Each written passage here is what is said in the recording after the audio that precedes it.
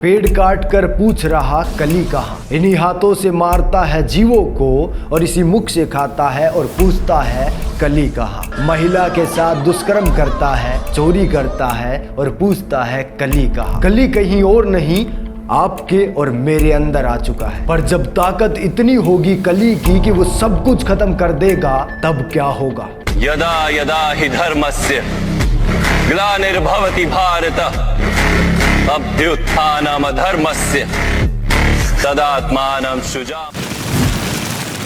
देखो, सवाल इतने हैं कि पूछो मत। कहीं कली का जिक्र हुआ है, कहीं कल्कि का जिक्र हुआ है और हमने तो वीडियो का टाइटल भी द एंड रखा हुआ है। अब भाई इतने सारे सवाल हैं, इनका मतलब जानने से पहले आइए शुरू से शुरू करते हैं। जी हाँ, अभी मैंने आपको श्रीमद् भागवत गीता का जो श्लोक सुनाया, वो श्रीमद् भागवत गीता के अध्याय 4 श्लोक नंबर 7-8 है। इन श्लोकों में भगवान श्री कृष्ण अर्जुन को कहते हैं कि सुनो पार्थ, जब जब इस संसार में धर्म को हानि होगी और अधर्म अपनी चरम सीमा पर होगा, तब तब मैं इस संसार में जन्म लेऊंगा हर युग में, और उसके साथ में मैं पूर्ण रूप से धर्म की स्थापना करूंगा। तो भगवान श्री कृष्ण ने ये सारी बातें कुरुक्षेत्र की भूमि में अर्जुन को सुनाई थी। जी हाँ, भगवान श्री कृष्ण उसके बाद जब इस संसार को छोड़कर चले जाते हैं, तो उसके बाद शुरू होता है कलयुग, और कलयुग में आता है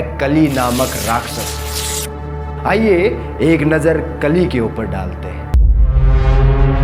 कली वो राक्षस है जो कलयुग का सबसे शक्तिशाली राक्षस बताया गया है, पर वो मनुष्य के सामने नहीं होगा। वो मनुष्य के अंदर रहकर मनुष्य को वश में कर लेगा और उससे गलत कार्य कराएगा। कली वो राक्षस है जो बलात्कार, चोरी, जुआ, शराब जैसी जगहों के ऊपर वास करता है, और ये इंसान को इतना मजबूर कर देता है कि उसको अधर्म करना ही पड़ता है। और जब जब इस संसार में अधर्म बढ़ता है, उसका विनाश करने हेतु भगवान विष्णु के अवतार जन्म लेते हैं। और इस कलयुग में भगवान कल्कि, जो भगवान विष्णु के 10वें अवतार हैं, वो जन्म लेंगे और इस संसार से अधर्म का पूर्ण रूप से विनाश करके धर्म की स्थापना करेंगे। और इसका वर्णन आपको मत्स्य पुराण, कल्कि पुराण और श्रीमद् भागवत पुराण के अंदर मिल जाएगा।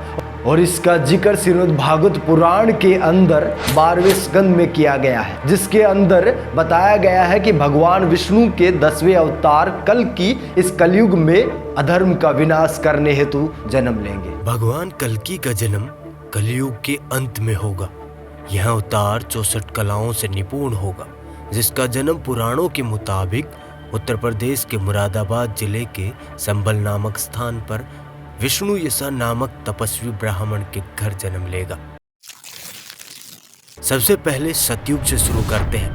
मत्स्य अवतार, वराह अवतार, नरसिंह अवतार, कुरुम अवतार, ये सब सतयुग में आए थे। उसके बाद आता है त्रेता युग, वामन अवतार, परशुराम अवतार, श्री राम अवतार। इसके बाद शुरू होता है द्वापर युग। इस युग में भगवान श्री कृष्ण और कलयुग में बुद्ध अवतार। ये सब भगवान विष्णु के 9 अवतार बताए गए हैं, पर भगवान विष्णु के 10वें अवतार होंगे कल्कि अवतार।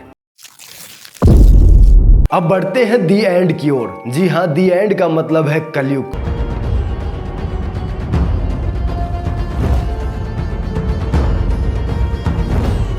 हाँ, वही कलयुग जिसकी समय सीमा 4,32,000 वर्ष की है, पर अभी तो 5,000 वर्ष ही पूरे हुए हैं। अब सोचने वाली बात है कि कलयुग को जाने में और भगवान कल्कि के आने में अभी बहुत समय बाकी है, पर उससे पहले ही इस संसार में कल्कि का प्रकोप सबसे ज्यादा देखने को मिल रहा है। जी हाँ, शराब का सेवन बढ़ चुका है, चोरी देखने को मिल रही है, वहीं दूसरी ओर महिलाओं के साथ दुष्कर्म होता हुआ नजर आता है। तो इस संसार में कली ने अपना प्रकोप और मनुष्य को अपनी मुट्ठी में बंद करना शुरू कर दिया है।